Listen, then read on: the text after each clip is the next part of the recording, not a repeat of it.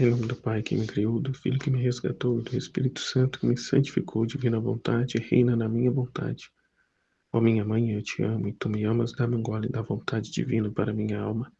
Abençoa-me, Mãe, para que eu possa fazer todas as minhas ações diante de vossos olhos maternais. Que eu não sou nada, Deus é tudo, Pai, eu te amo. Vinde, Espírito Santo, vinde por meio da poderosa intercessão do Imaculado Coração de Maria, vossa amadíssima esposa e nossa mãe. Amém, Fiat. Tema do dia 31, volume 2, capítulo 46 e 47. 14 de julho de 1899. Jesus não pode deixar quem o ama. Não pode deixar quem o ama. Meu adorável Jesus continua estes dias fazendo-se ver pouquíssimas vezes. Sua visita é como um raio que, enquanto se quer seguir vendo, foge. E se alguma vez se detém um pouco, é quase sempre em silêncio. Outras vezes diz alguma coisa, mas assim que se vai, me parece que se leva essa palavra junto com a luz que me vem de sua palavra, tanto que depois não recordo nada do que disse. E minha mente fica na mesma confusão de antes. Que estado miserável! Meu amado Jesus, tenha piedade desta miserável. Continua fazendo uso de sua misericórdia. Agora, para não me alongar e dizer dia por dia o que passei, direi aqui tudo junto, algumas palavras que me disse nestes últimos dias. Lembro-me que depois de ter derramado lágrimas amarguíssimas, Jesus fazendo-se ver e eu me lamentando com ele, porque me tinha deixado, chamou muitos anjos e santos e dirigindo-se a eles disse: ouçam o que diz, que eu a deixei. Digam-lhe, posso eu deixar aqueles que me amam? Ela me amou, como posso deixá-la? E os santos concordaram com o Senhor, e eu fiquei mais humilhada e confusa do que antes.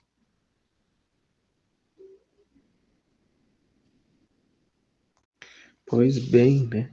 As almas que Jesus as deixou de fato, não porque assim ele o quis, mas porque elas o quiseram, são as almas condenadas, são as almas que foram para o inferno. A estas Jesus deixou, e nem as deixou como um todo, né? Porque até no inferno está a divina vontade, está a misericórdia e a justiça, porque nenhuma alma, né, é atormentada além do merecido, né? O merecido castigo, o merecido tormento, além das suas escolhas, né? Então ali está a justiça, a misericórdia, o cuidado de Deus, o zelo de Deus, a presença, de certa forma, de Deus. Então Jesus não a deixa. Se assim o é com aqueles que o renunciaram, tal como há de ser aqueles que o amam, né? Como pode ele deixar aqueles que o amam? Jesus aqui ainda chama, né, os santos, os anjos, para confirmar, né, que ele não a deixa, não a deixou, não a deixa, e a nenhum daqueles, né? Como ele diz, minha mãe, meus irmãos, são aqueles que observam a minha palavra, né, que vivem a minha palavra. Estes são minha mãe e meus irmãos. Ou seja, né, íntimos dele, que vivem na intimidade com ele. Minha mãe e meus irmãos, quem são? Né? A nossa mãe, nossos irmãos. pessoas do nosso convívio, que está ali todos os dias juntos, que está ali, trazemos todos os dias, né, em nosso coração, em nosso pensamento, que lembra-se continuamente. Posso dizer até aqui algo que eu entendi, né, o porquê do que o Filho da Divina Vontade não peca. Não peca porque não quer se afastar dele, não quer o perder, não quer ofender a ele, né? Como ele disse na sua palavra, né? Assim fala o santo, aquele que tem a chave de Davi, que abre e ninguém fecha, que fecha e ninguém pode abrir. O que eu entendi dessa chave, desse abrir e fechar, que só ele o pode, é a fortaleza que somos nós, habitação de Deus, como assim era Luísa, Jesus onde estava, recolhido no interior da alma dela. E, portanto, sem os conhecimentos da divina vontade, somos aquela criança desobediente que, tendo acesso a essa chave, vai lá e abre. Abre para que essa fortaleza seja invadida, né? Invadida pelos inimigos que estão fora. Né? Que, persuadido por estes, vai e abre. Com o conhecimento da divina vontade, isso cessa porque sai da infância e trilha para a maturidade, a idade de Cristo, a fase adulta. E diante desse conhecimento, dessas verdades, como adulto, reconhece que é uma loucura ir lá e abrir as portas da fortaleza, uma vez que, sendo uma fortaleza, precisa estar muito bem fechada, sabendo dos terríveis inimigos que estão lá fora. Portanto, não se abre mais, mas se volta para o interior do castelo, a estar com quem? A estar e permanecer com ele, a ser essa amor, essa habitação de Deus, né? Essa fortaleza dele que ele fecha, que ele sela e ninguém abre, a não ser a própria pessoa, né? No seu livre-arbítrio, na sua própria vontade. Fechada e selada com o seu preciosíssimo sangue. Ninguém pode abrir. Né? E uma vez que ele abriu, ninguém pode fechar.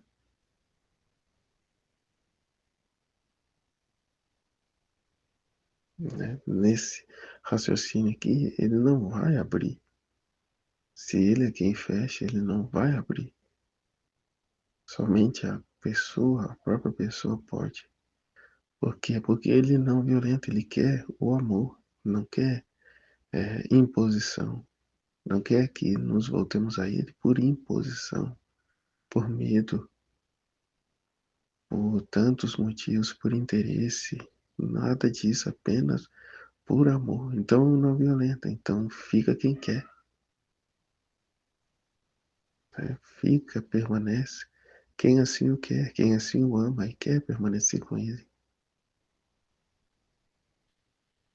Então, noutra ocasião, dizendo-lhe que no final acabarás por me deixar de todo, Jesus diz-me, ela insiste, né?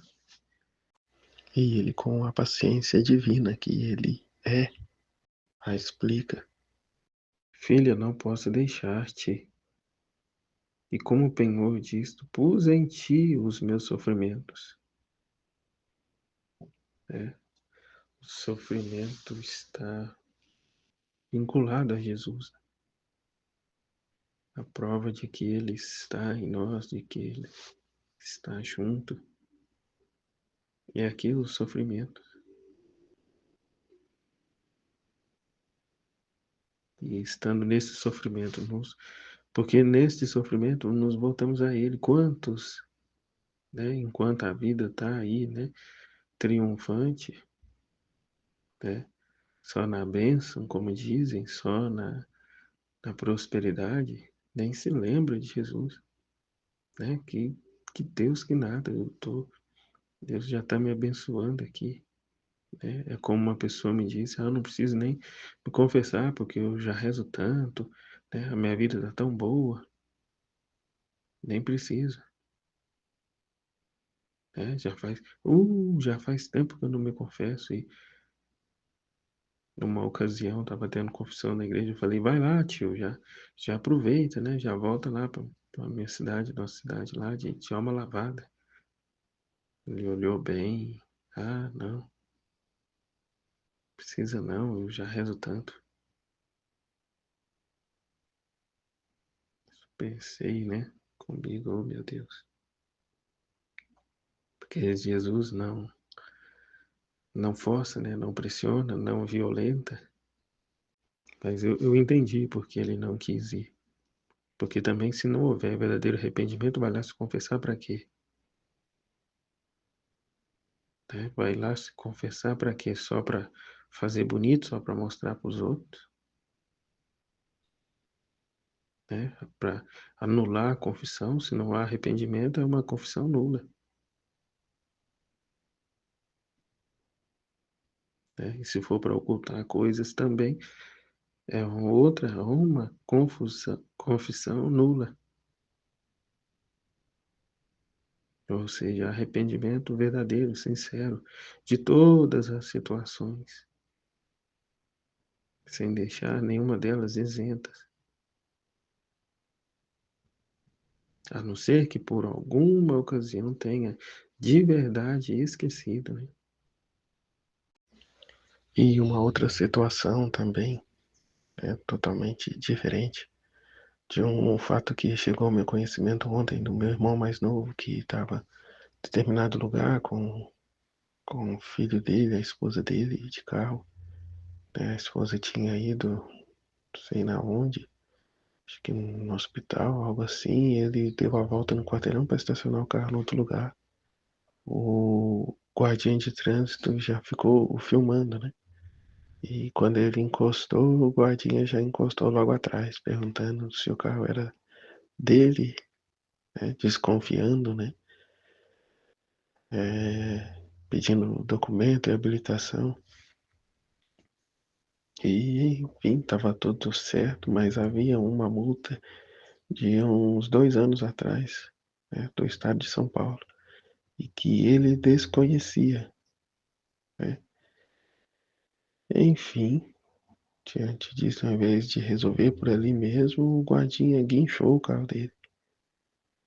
E final de semana, né, quinta-feira, sexta-feira, não sei, ele passou o dia inteiro correndo atrás a fim de que o carro não ficasse todo final de semana no pátio, né, para não ficar ainda mais caro. E aí o que pensei, né, como está dizendo aqui, o sofrimento nos aproxima de Deus, ao menos é para ser, né, que a frase que me veio.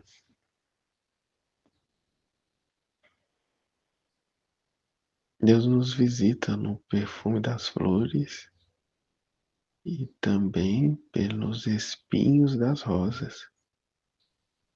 Se eu caminho com Ele, se eu o amo, Ele me coparticipa os seus sofrimentos por meio da realidade da minha vida.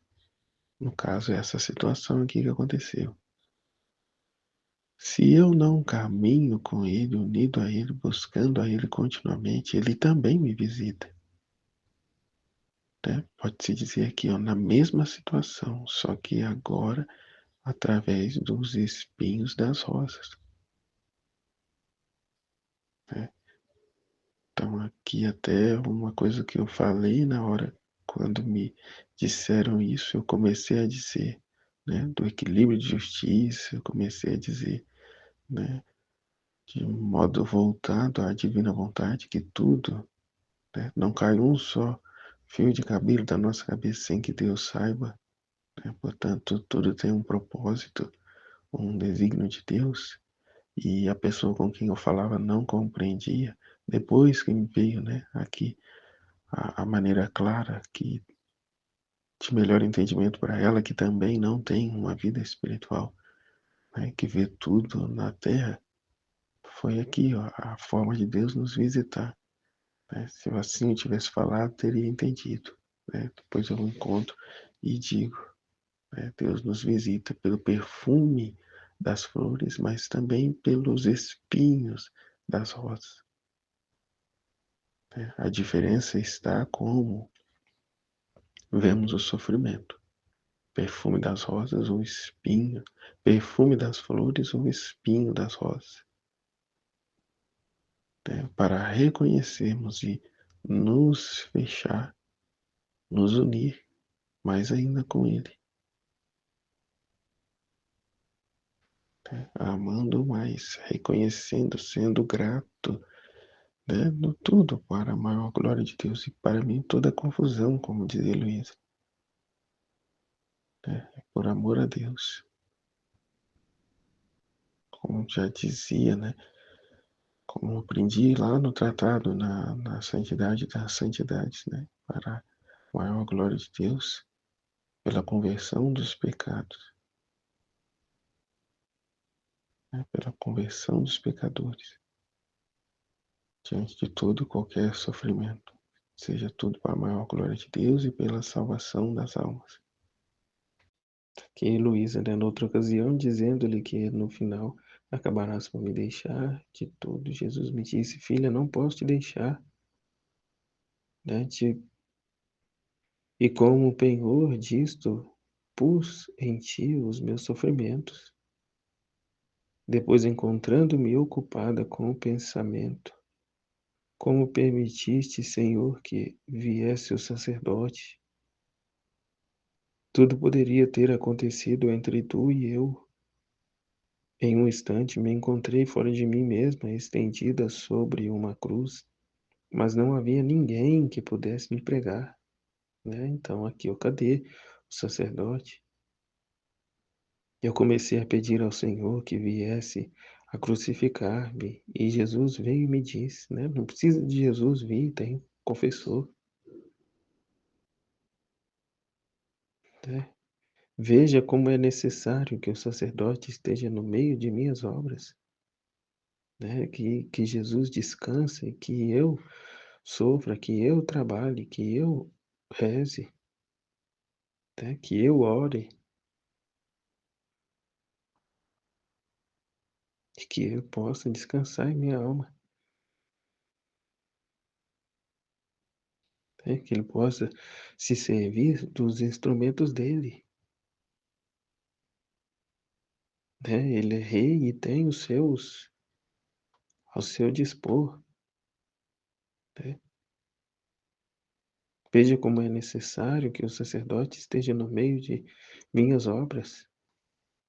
E isto é ajuda também para cumprir a crucificação. É certo que se não há ninguém por ti, só não podes crucificar-te. Sempre se necessita da ajuda dos demais. É aquele negócio, né? Pedir paciência, e Deus me deu ocasiões de exercitar a paciência. Pedir sabedoria, e Deus me deu, né? Situações para que eu exercitasse, né? Essa sabedoria. E assim por diante. Né? Somos uma família, uma grande família, que devemos nos servir uns dos outros. E somos necessários uns para os outros. Né? O que falta em mim sobra em ti, né? E o que falta em ti sobra em mim. Né? Para, de fato, dependermos, precisarmos uns dos outros. E unidos cheguemos todos lá. E não se olha para a criatura, né? Mas na divina vontade se vê a Deus, o propósito de Deus, a vontade de Deus. Como lá no primeiro volume, no volume anterior aqui, né? Aqueles que te amam, é Deus, né?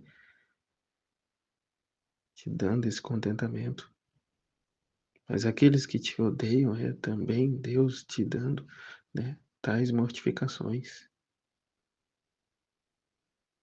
Não é para ir brigar com a pessoa, mas ver, né? O propósito de Deus. É como Michelle dizia, né? Do acontecimento no trabalho dela e como deve de ser em nossas vidas, situações as quais não é para, né, desejarmos a morte de ninguém, né, e brigar com ninguém, mas é amar apesar de. Não é deixar ser pisoteado pelo outro, mas é amar apesar de. É morrer para nós mesmos, para que a vontade de Deus se cumpra, o propósito de Deus se concretize. Né? Como diz, tudo concorre para o bem daqueles que amam a Deus. Né? Sim, Senhor, seja feita a sua vontade. Eu vou ir falar com essa pessoa vai ficar irada. Mas precisa se resolver esta situação. Né? Que o Senhor então vá preparando o coração dela, né? Dê as palavras, né? Que seja o Senhor a falar, a viver, a estar em mim, não eu mesmo. Né? A gente se abandonar em Deus,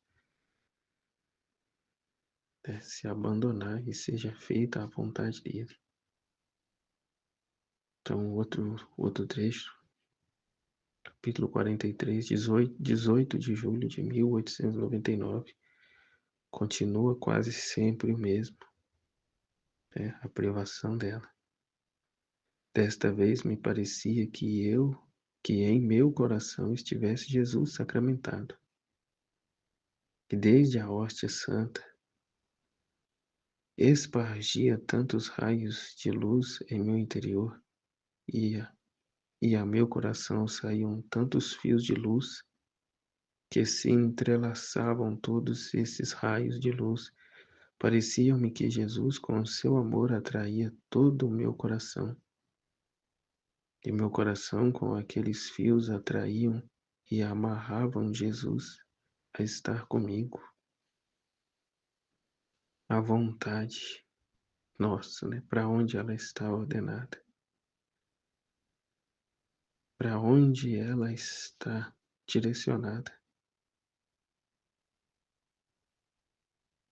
Tais privações, situações que vivemos até de certa forma é providência divina,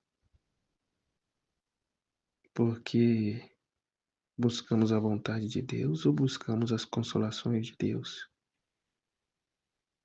buscamos os esclarecimentos, né? A nossa comodidade, igual a pessoa, né, dizia. Ah, foi Jesus? Ah, então tá bom.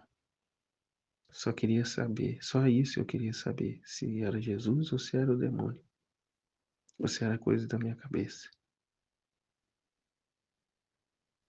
Né? Estamos caminhando na divina vontade por amor a Ele ou por amor às consolações, por amor ao posto, ao título, né, de filho da divina vontade? Estamos como? Então toda a adversidade, toda a amargura, todo o descontentamento, toda a situação que a criatura humana venha a viver, louvado seja Deus. Né? Não é para estar bom, gostoso, né? Com borboletas no estômago e tudo mais, não. É para nos configurarmos a Jesus. Né? Vê se tem isso lá naquele livro de Santidade de Virtudes, a imitação de Cristo. Não tem nada disso lá. E muito menos ainda haveria de ter aqui na Divina Vontade, onde temos que dar morte à nossa vontade continuamente. Então é bem propícia mesmo toda essa privação, todas essas situações, desconforto. É esse desconforto deve de ser o nosso trono de paz. É como no outro trecho, é o respiro. Não perca a paz, que a paz é meu respiro, é meu alento.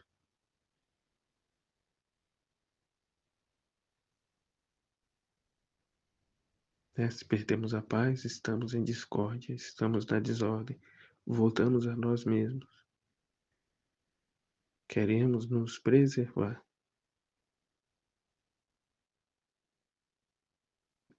Tá? Então, deixemos-nos nos envolver por Ele e nos envolvamos com Ele, a fim de sermos um só coração, uma só vontade, um só amor. E seja tudo para a maior glória de Deus e para nós toda a confusão. Como se dá, né? Se eu correspondo, eu vou me fixando, me firmando a Ele, vou unindo esses fios. A correspondência da minha vontade à vontade dele vai unindo esses fios, entrelaçando-se uns aos outros e formando, né, essa corrente. Se eu correspondo. Se eu não correspondo, eu mesmo corto esses fios, não estando mais suspenso, mas venho a cair na lama, na terra, né? Cair até mesmo em pecado, ou seja, se afastando dele por livre e espontânea vontade, burrice, preguiça. Né? Então, para onde está orientada, né, a nossa vontade? Aonde estamos fixos com a nossa vontade?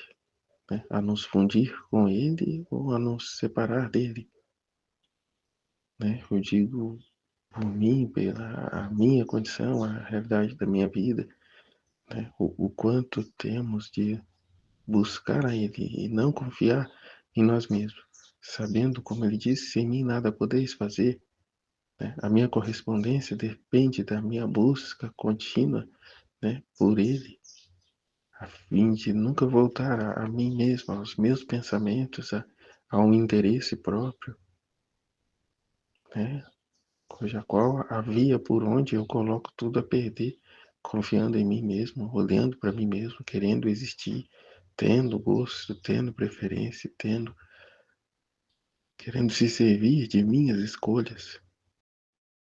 Jesus, eu confio em vós, em nome do Pai, do Filho, do Espírito Santo. Amém. Fiat. Deus abençoe a todos.